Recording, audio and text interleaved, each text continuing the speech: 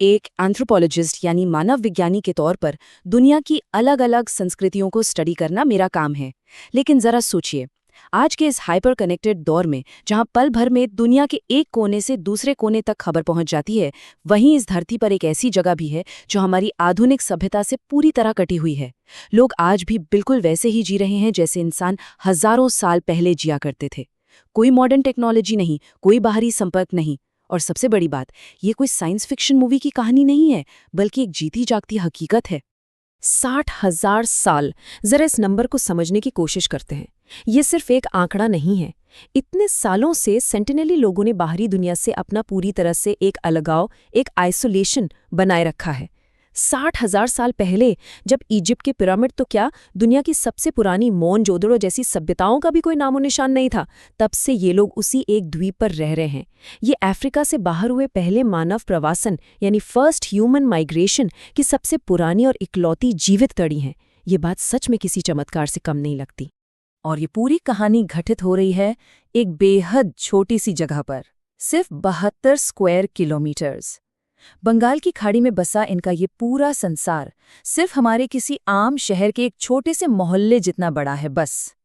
और इनके इस छोटे से संसार को बाहरी दुनिया से बचाने के लिए भारत सरकार ने इस आइलैंड के चारों तरफ 9 किलोमीटर का एक बहुत ही सख्त रिस्ट्रिक्टेड जोन बना रखा है। तो चलिए सबसे पहले एक प्राचीन जीवित रहस्य के रूप में इस आइलैंड को थोड़ा करीब से समझते हैं। मानव शास्त्र के नजरिए से देखें तो सेंटिनली अंडमान द्वीप समूह की एक अनकॉन्टैक्टेड ट्राइब है। दुनिया में बड़े बड़े साम्राज्य बने गिरे, हम इंसान चांद और मंगल तक पहुंच गए, लेकिन इनकी दुनिया में कोई बदलाव नहीं आया। आज भी बिना किसी सरकार, बिना किसी मॉडर्न कानून या टेक्नोलॉजी के, ये सिर्फ पत्थर के औजारों और धनुष बाण के सहारे एक बेहतरीन जीवन जी रहे हैं। इनकी एग्जैक्ट पॉपुलेशन कितनी है ये कोई नहीं जानता। अंदाज़ा लगाया जाता है कि ये 15 से लेकर 500 लोगों के बीच कुछ भी हो सकती है। अब सबसे बड़ा सवाल ये उठता है कि ये हमसे मिलना क्यों नहीं चाहते। इसके पीछे है संपर्क का जैविक खतरा यानी बायोलॉजिकल थ्रेट। अक्सर जब भी बाहर का कोई व्यक्ति उनके आइलैंड के पास जाता है तो वो तीरों से हमला कर देते हैं।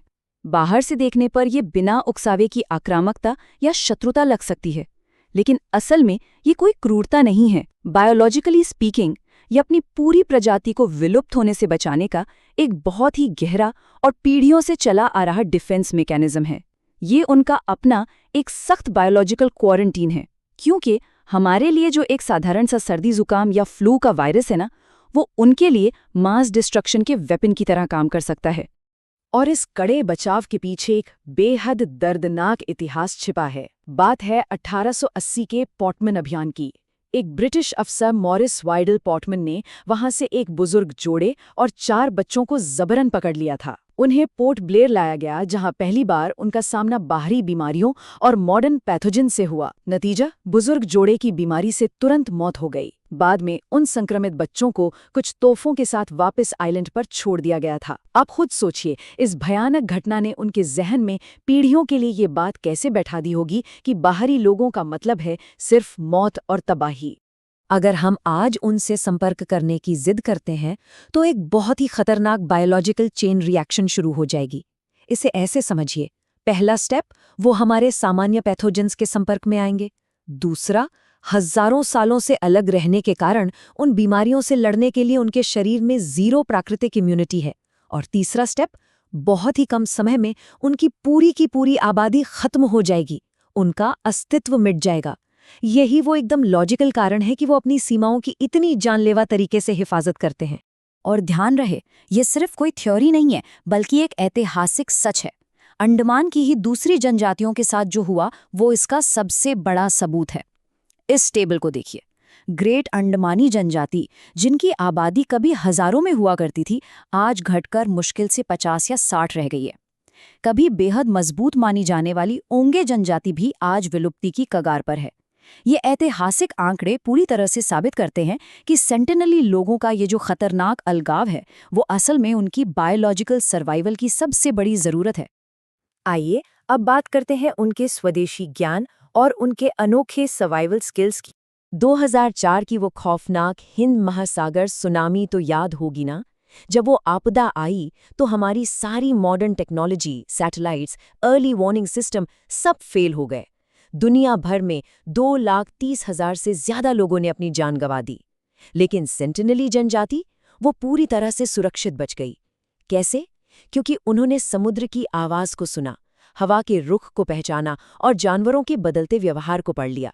हजारों सालों के उनके इस प्रकृति के ज्ञान ने उन्हें उस भयानक आपदा से बचा लिया जहां हमारा मॉडर्न साइंस भी हार गया था। उनका ये जो पर्यावरण का बेजोड़ ज्ञान है, वो उनकी अपनी अनोखी भाषा में गहराई से बसा हुआ है। एक ऐसी भाषा जो 60,000 सालों से पूरी तरह से आइसोलेशन में इवॉल्व हुई है। आज तक दुनिया के किसी भी लिंग्विस्टिक फैमिली या भाषाई परिवार से ये मेल नहीं खाती। कोई इसे डिकोड नहीं कर पाया है।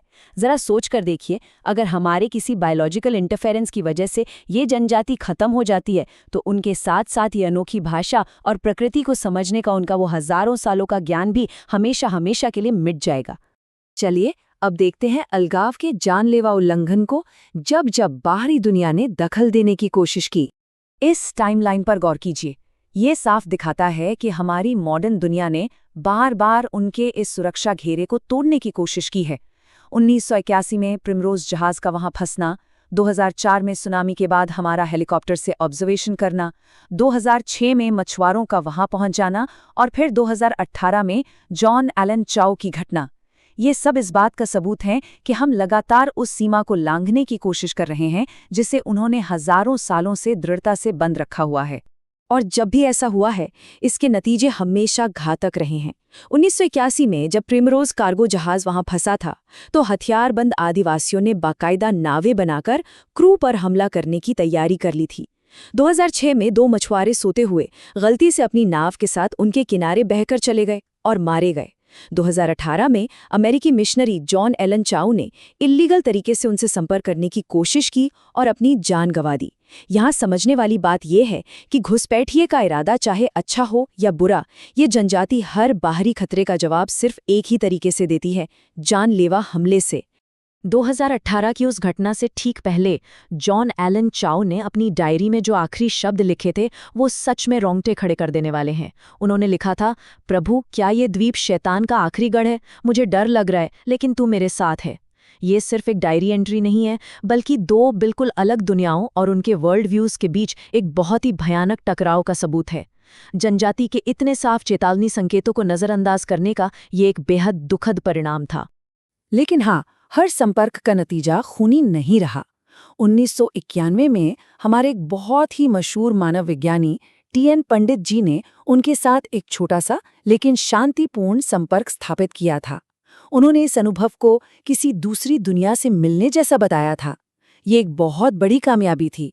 लेकिन ये समझते हुए कि ये जनजाति बायोलॉजिकली कितनी नाजुक स्थिति में है, सरकार ने बहुत ही बुद्धिमानी दिखाते हुए आगे के सभी अभियानों पर रोक लगा दी, ताकि इनके इस अनूठे अस्तित्व को बचाया जा सके।